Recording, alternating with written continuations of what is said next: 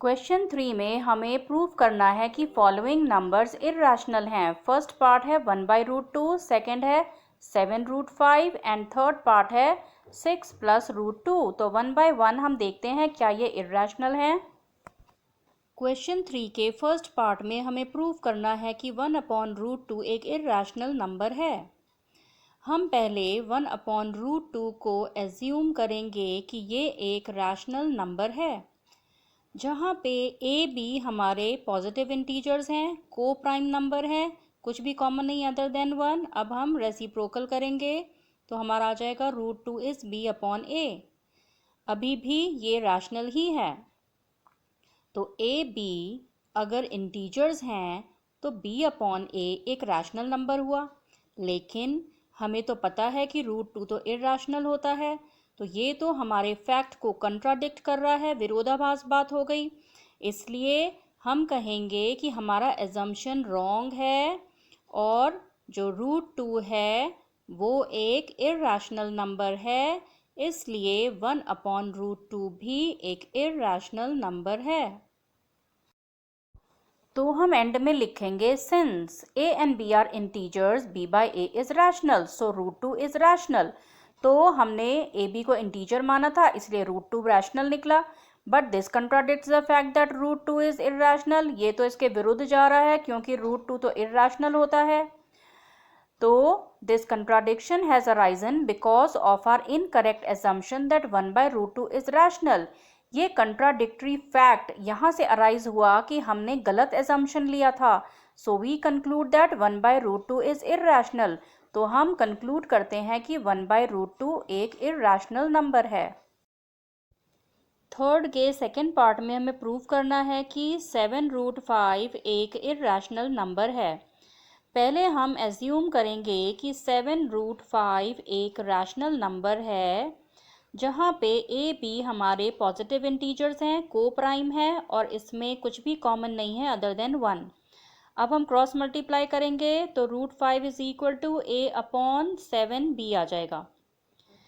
अब हम कहेंगे कि a, b and 7 are integers. ये तो इंटीजर्स हैं। अगर ये इंटीजर्स हैं तो राइट साइड पे जो एक्सप्रेशन बन रहा है ये तो रैशनल हुआ।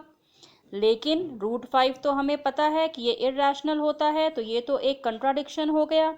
और ये कंट्राडिक्शन इसलिए अराइज हुआ क्योंकि हमारा एजम्पशन रॉन्ग था।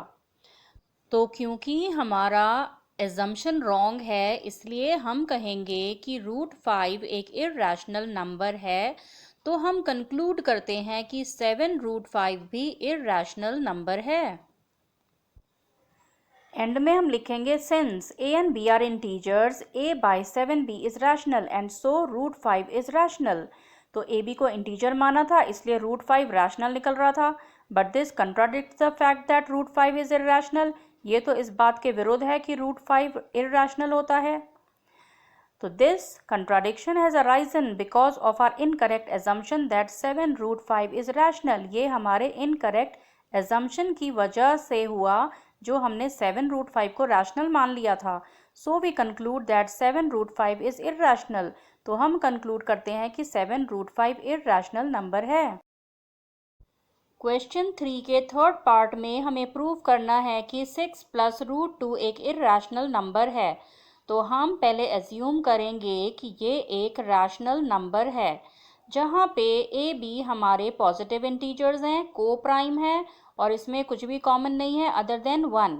अब हम रीअरेंज करेंगे तो हमारा हो जाएगा √2 इज इक्वल टू a/b - 6। हम कहेंगे a, b एंड 6 हमारे इंटीजर्स हैं। अगर ये इंटीजर्स हैं तो ये साइड तो हमारी रैशनल हो गई, इसका मतलब √2 भी रैशनल हो गया।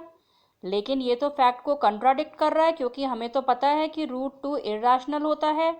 तो ये कंट्राडिक्शन हमारे रॉन्ग एजम्पशन की वजह से अराइज हुआ है।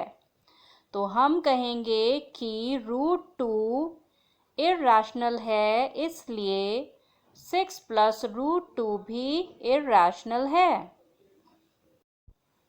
तो एंड में हम लिखेंगे since a and b are integers a/b - 6 is rational and so √2 is rational. तो ए बी इंटीजर मानने की वजह से √2 रैशनल प्रूव हो रहा था। But this contradicts the fact that root 2 is irrational. ये तो विरोधाभास बात हो गई क्योंकि रूट 2 तो इरेशनल होता है। This contradiction has arisen because of our incorrect assumption that 6 plus root 2 is rational. हमने जो गलत assumption लिया था कि 6 plus root 2 rational है, उसकी वजह से ये contradiction arise हुआ. So we conclude that 6 plus root 2 is irrational. तो 6 plus root 2 irrational है.